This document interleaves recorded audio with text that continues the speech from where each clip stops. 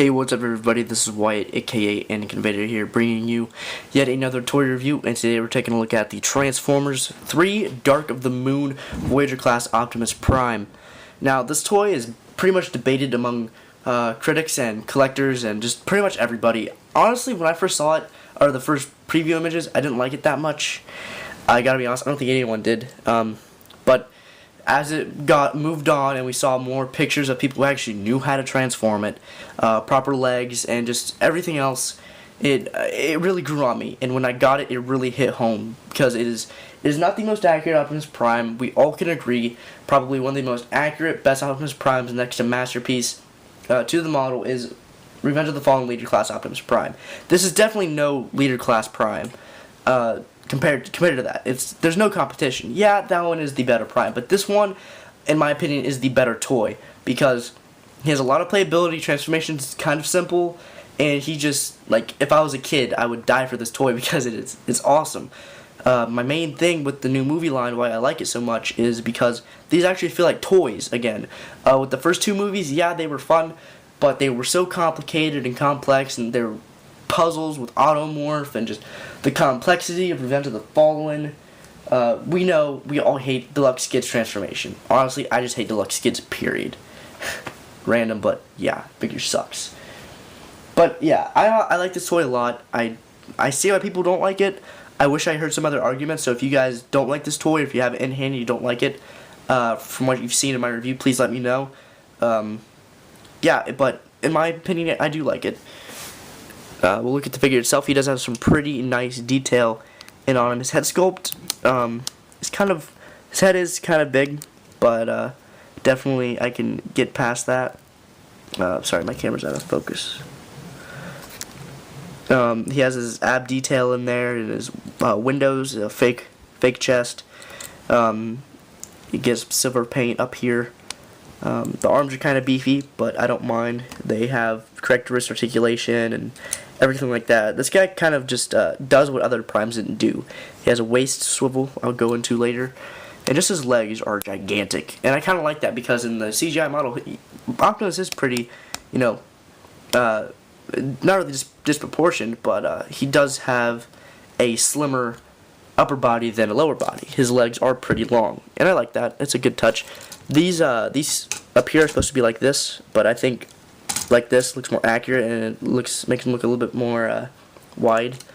His Mechtech weapon, push it forward and do that to lock it. You kind of have to, because his spring is pretty strong, kind of have to do that and hold it. It holds pretty well too. It's a gigantic gun. I like the Mechtech a lot. It's kind of weird and gets in the way a little bit in person, but it does look great.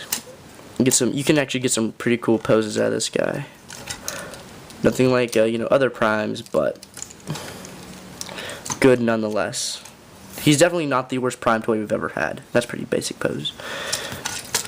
Not trying to do a photo shoot here. Take this out of his hand. For articulation, his head is on a ball joint, so it goes up and down a little and rotates 360. Arms rotate 360 degrees, but these might get in the way. They go in and out, rotate at the upper bicep, double hinged elbows, and wrists are on a ball joint, so it's universal. Waist swivel for a movie Prime, something we never thought we'd see.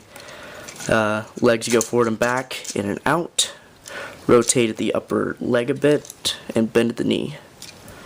And the feet actually move a little bit forward. Yeah, so there's a robot mode, pretty much. I don't know what else to say. We're going to transform it.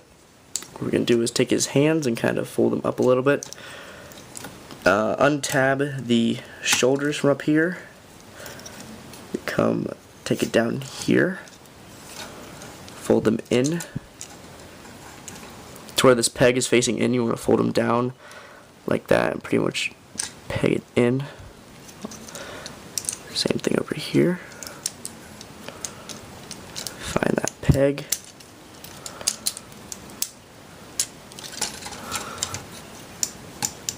Peg these together. Rotate the tires down in place. Align everything up here. Then take these and slide them back, and they peg in to the front. And there's his real windshield. I find it funny though, they actually got the real windshield onto the chest, but they used a fake one. I kind of see what they did though. Take his head, rotate it 180 and fold it back down, and fold this up. Take these parts, fold them like that, and over. Kind of just put them there. If they don't tab in, they will later. Don't worry about it. Yeah, and there's the cab. Like, you see just how much easier this is than Revenge of the Fallen Leader. Back here, you want to take these legs, and this is kind of a mess. This might get a little weird, but lift up this part that much. Take the tire and fold it out. And just fold that all in. That's pretty much what you do. Do the same thing over here. Fold that together. Fold it out. And peg that together. Now we're going to peg these two sections together. And pretty much push it all down on a surface, or try to just hold it all together. Just move that all forward, and that sounded kind of nasty. And just there's pegs up top. I'm getting a phone call.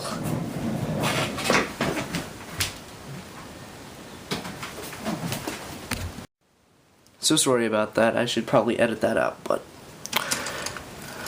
yeah. Fold those up and just tab everything into the roof.